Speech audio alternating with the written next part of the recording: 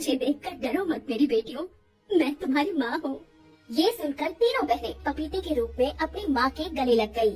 आप कहाँ चली गई थी माँ? आपको पता है हमें कितनी याद आती थी आपकी। माँ, आपके जाने के बाद पिताजी और हमारी सौतेली माँ ने हमारे साथ बहुत बुरा व्यवहार किया। उन अत्याचारियों ने तो मुझ पर भी तरस नहीं खाया। ईश्वर ने मुझे इस पपीते के रूप में एक नया जन्म दिया है ताकि मैं तुम्हारे आंसुओं को पोंछ सकूं।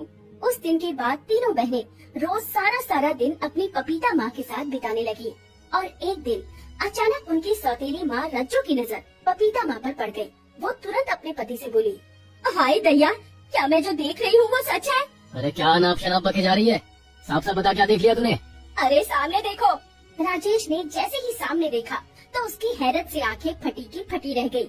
उसने देखा कि उसकी मर चुकी पत्नी इमली अपनी तीनों बेटियों के साथ बातें कर रही थी, जो कि पपीते के रूप में थी।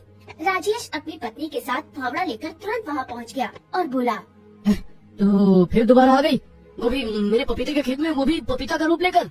ईश्वर ने मेरी तीनों बेटियों के आंसुओं पर तरस खाकर मुझे पपीते के रूप में जन्म दिया है। मैं इनके आंसू पोंछने आई हूँ। अपनी पत्नी की बात सुनकर राजेश हंसता हुआ बोला, तो फिर ठीक है, हम तेरा पपीते के रूप में बंटवारा कर देते हैं। तेरे 5 हिस्से करेंगे, 3 हिस्से तेरी बेटियों में बांटेंगे और 2 हिस्से हम घर पर बैठकर खाएंगे। इतना बोलकर राजेश फावड़ा चलाने ही वाला था कि तभी उसकी तीनों बेटियां बिलखती हुई बोली, अब पिताजी, अब माँ को मत मारिए, हम माँ के बगैर जीवित नहीं रह सकते। ईश्वर से डरिए पिताजी। तभी इमली क्रोधित होकर अपने पति से बोली, पिछली बार बंटवारे में तुमने अपनी पत्नी को सब कुछ दे दिया और मुझे मौत दी, लेकिन इस बार का बंटवारा बराबर का होगा। मैं 1 हफ्ते तक पपीते की कोठरी में अपने बच्चों को याद करके रोती रही और अपनी जान बचाने के लिए खराब पपीते खाकर बीमार होकर मर गई और मुझे दूसरा जन्म भी मिला, तो एक पपीते के रूप में। अब पपीते तुम और तुम्हारी पत्नी बनोगे, ये होगा असली बंटवारा। तभी एक तेज धमाका हुआ। रज्जू और राजेश पपीते में परिवर्तित हो गए और इमली पपीते से इंसान में परिवर्तित हो गई। ये कैसे संभव हो सकता है? मैं पपीता नहीं बनना चाहती।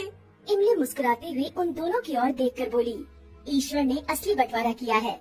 इतना बोलकर इमली अपनी तीनों बेटियों को लेकर अपने घर पर चली गई।